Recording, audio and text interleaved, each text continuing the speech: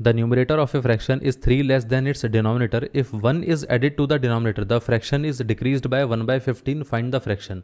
अब देखिए यहाँ पर पहले एक काम करते हैं, इसका रफ एस्टिमेट बनाते हैं, फिर उसके बाद हम उसको सॉल्व करना शुरू करते हैं। हमारे पास एक फ्रैक्शन है न्यूमरेटर बाय डिनोमिनेटर, उसने कहा है कि हमारे पास जो न्यूमरेटर है वो क्या है, वो 3 लेस देन द डिनोमिनेटर, मतलब डिनोमिनेटर से 3 कम है।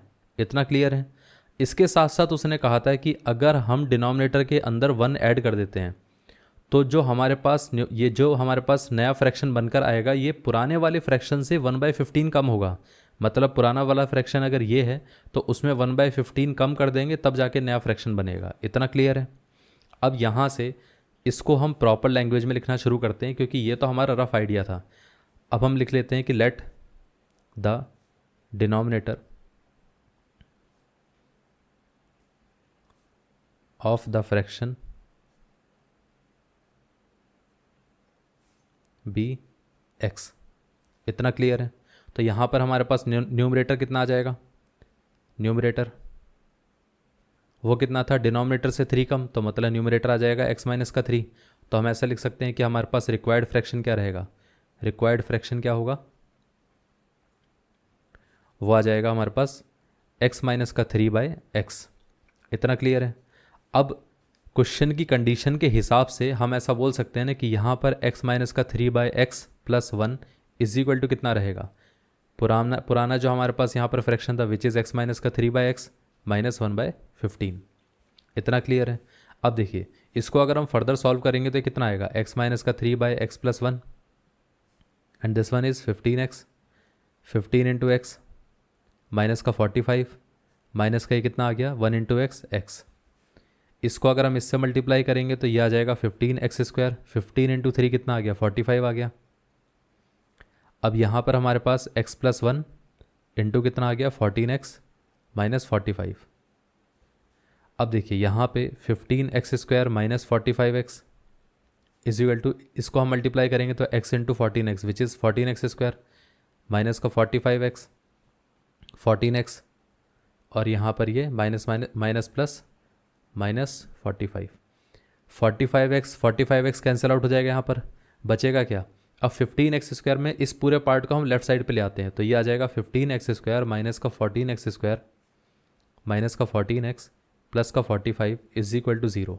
अब देखिए यहाँ पर 15x² माइनस 14x² कितना रहेगा x² माइनस का 14x plus 45 is equal to 0। अब यहाँ से इसको हमें स्प्लिट करना है, हमें इस तरीके से स्प्लिट करना है कि हमारे पास 2 नंबर्स आने चाहिए, ऐसे 2 नंबर्स जिनका सम कितना रहेगा माइनस का 14 और इनका प्रोडक्ट कितना होना चाहिए प्लस का 45।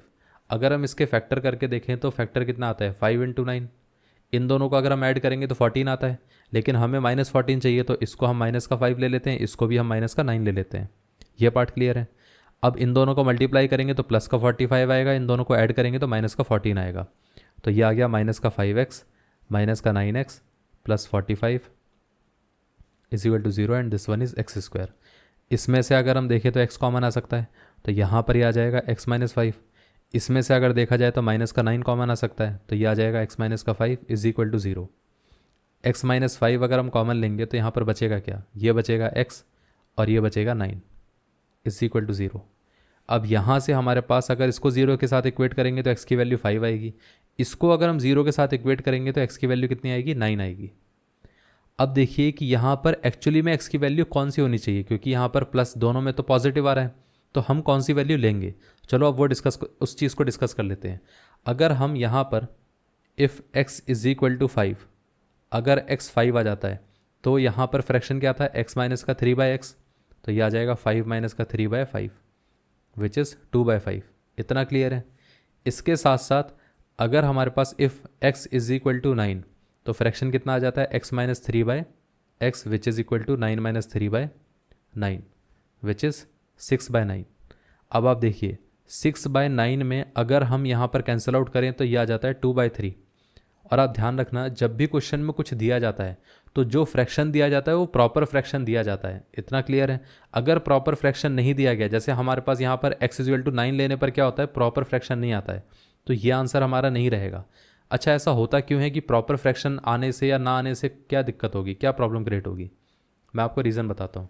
देखिए यहाँ पर अगर हम यहाँ पर 2/3 में अगर हम कोई चीज़ ऐड करते हैं, जैसे हमने डिनोमिनेटर में 1 ऐड कर दिया तो ये कितना आ गया 2/4 विच इज़ 1/2। इतना क्लियर है। अब सोचिए कि अगर हम इस फ्रैक्शन को लेते 6/9 को, उसमें अगर हम डिनोमिनेटर में 1 ऐड कर देते तो कितना आता? ये आ जाता हमारे पास 6/10 विच इज़ 3/5। अब आप देख रहे हो कि डिनोमिनेटर में दो, अब एक चीज़ सोचिए कि इसी फ्रैक्शन से 2/3 आया, सेम ही तो फ्रैक्शन है, लेकिन इसमें जब हम 1 ऐड कर रहे हैं तो 1/2 बनता है, लेकिन इसमें जब हम 1 ऐड कर रहे हैं तो ये 3/5 बनता है। मतलब दोनों कहानी अलग हो जाती हैं। तो इसका मतलब ये है कि जब भी हम कोई चीज़ सॉल्व कर रहे होते हैं तो प्रॉपर फ्रैक्शन अगर हमारे पास नहीं आएगा, एक ऐसा मिक्स फ्रैक्शन आएगा या इस टाइप का फ्रैक्शन आएगा जिसके अंदर फैक्टर किए जा सकते हैं, तो वो हमेशा क्या होगा, जो आउटकम होगा वो अलग देगा। इसलिए हम इस वाले पार्ट को कभी भी कंसिडर नहीं करते हैं और सिर्फ इस वाले पार्ट को कंसिडर करेंगे जिसमें पूरा प्रॉपर फ्रैक्शन बनता है। मतलब ये आंसर नहीं रहेगा हमारा आंसर ये रहेगा। इतना क्लियर है? तो हम ऐसा बोल सकते हैं कि हमारे पास hence the required fraction is